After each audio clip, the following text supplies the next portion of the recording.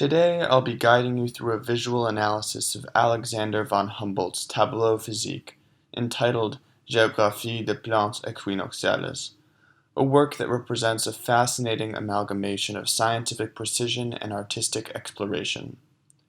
His tableau can be found in his Essay on the Geography of Plants, written in 1807, found in Volume 1 of the Voyage of Humboldt and Bonpland. In his essay, which is basically a long preface to his central work, the Tableau Physique, Humboldt discusses the need to study nature in a more holistic manner and advocates for a movement away from specialization to generalization. He also advocates for the widespread use of his visual model in future scientific expeditions, a model which blurs the line between scientific and artistic representation, and he also hoped that his approach to studying nature would inspire artists to depict the natural world in new and innovative ways.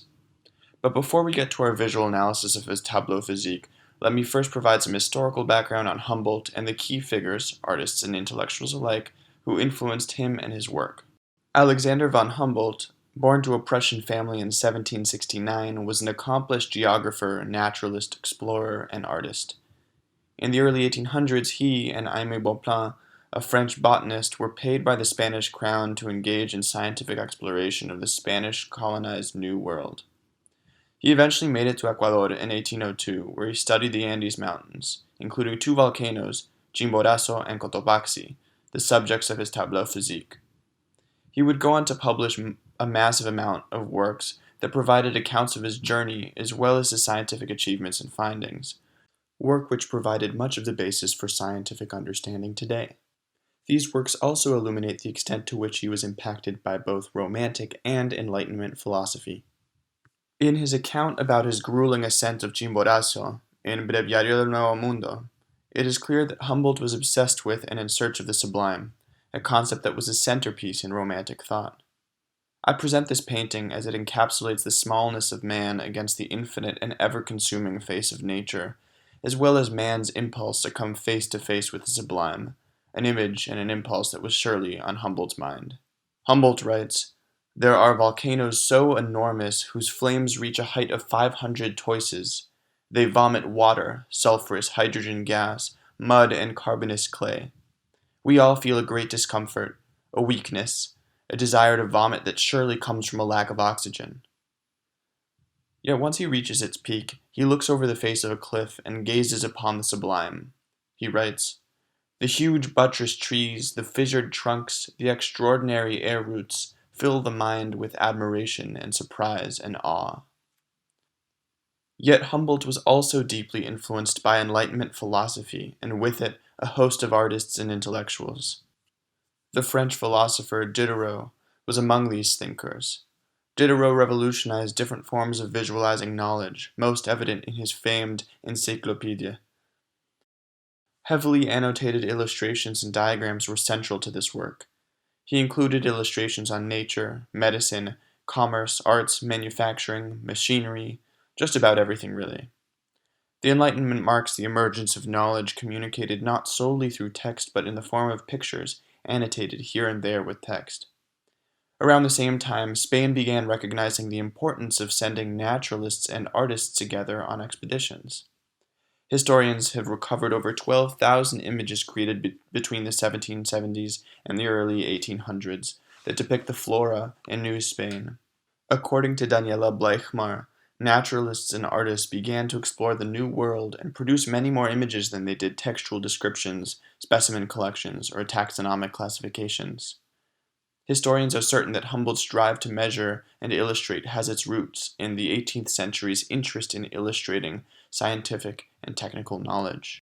Now that I've given a brief history of Humboldt and his influencers, let's move to our visual analysis. Humboldt's tableau represents a work that is scientific in its method and aesthetic in its impact. In other words, Humboldt is concerned with both exactitude and appearance, and thus engages his audience intellectually and imaginatively. On the one hand, Humboldt engages in thorough scientific observation, classification, and documentation. For instance, one column reads, Triticum, Ordium avena, Chenopodium quinoa, maize, potatoes, cotton, a little sugar, junglins, apples, coffee, cotton, sugarcane less abundant, Above 1750 meters, Musa seldom yields ripe fruit. Erythroxylum peruvian, triticum. Another column documents wildlife. Vicuñas of guanaco, alpacas in numerous groups, a few bears, condors, falcons, caprimulgus, many fish in the lakes, llamas turned wild on the western slope of Chimborazo, the little bear with a white forehead, large deer, the small lion, howler monkeys, jaguars, Felix onca, black tigers, lions, Felix concolor. In the interior of the earth, new species of dermestid beetles chew on subterranean plants.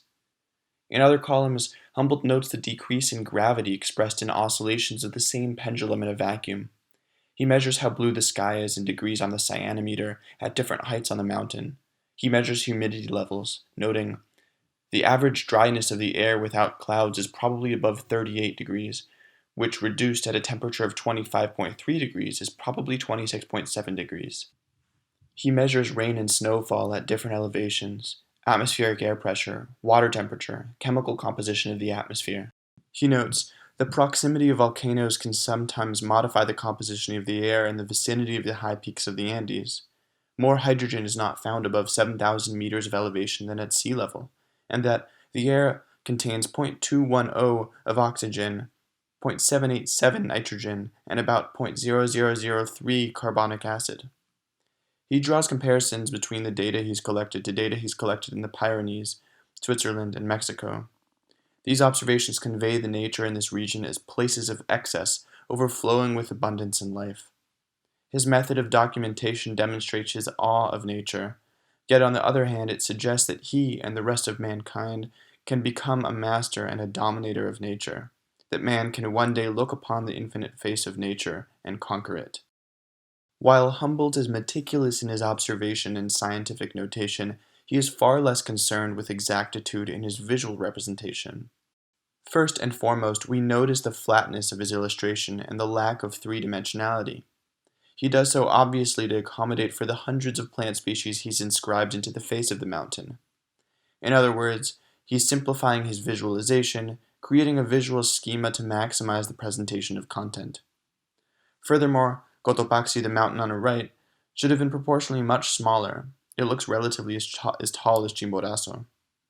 Again, Humboldt explains he sacrificed scale and elongated Cotopaxi so that he could fit the plant names on the face of the mountain, suggesting his prioritization of alphabetic script over the visualization. Further, in reality, the two mountains are very far apart from one another.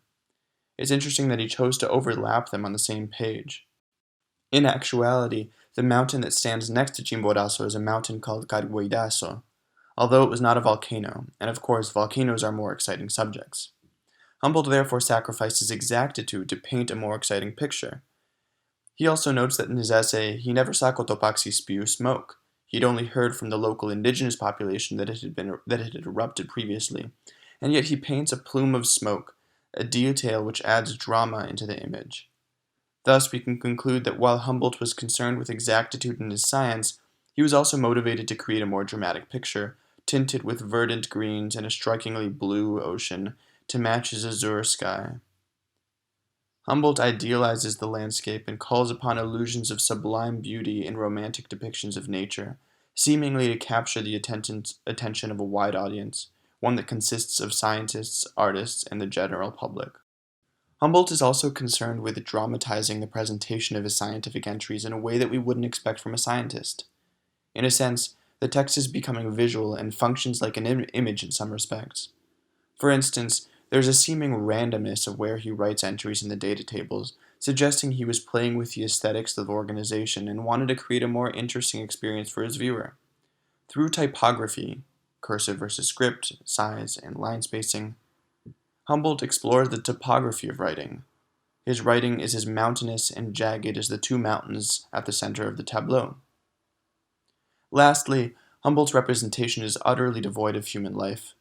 We know from his other writings that he was guided by indigenous people in his ascent of Chimborazo, yet they remain unseen and unacknowledged.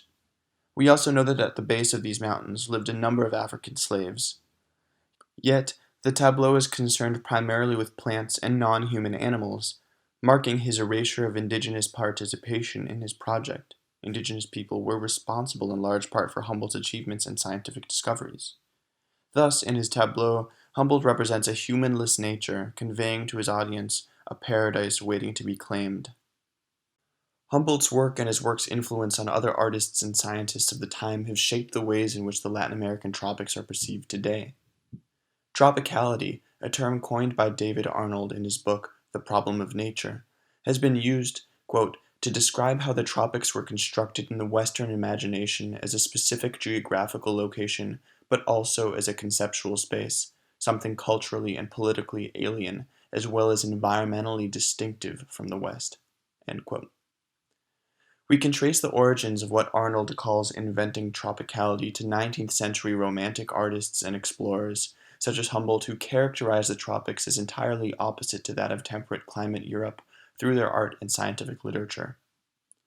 Humboldt's work in many ways served as a foundation for subsequent authors and painters who represented the Latin American tropics in conflicting ways, as a vulnerable Eden in need of saving, but also as an uninhabitable verdant inferno, a place of abundance and riches, yet also one of disease and degeneration, a place of barbarians and sensual beings, and what of noble savages and virgin indigenes, or as a place where absolutely no one lives at all. In much of his writing, Humboldt too relies on the aforementioned dichotomous representations of the tropics, as well as on exotification, as literary devices. These tropes have been reproduced through literature, film and visual art, and media coverage, and have permeated Western consciousness. The consequences of these narratives are very real. They have fomented conceptions of racial superiority. They've been used to justify genocide and resource extraction. And they've informed foreign policy and have impacted public health outcomes in the US and abroad. I bring up the ramifications of tropicality in today's society not to accuse Humboldt and certainly not to reject his work. On the contrary, I hope my presentation has led to an appreciation of the novelty of his work, both in its aesthetics and in its impact. I only seek to illuminate another such way in which his artistic and literary corpus has impacted the way our society functions today.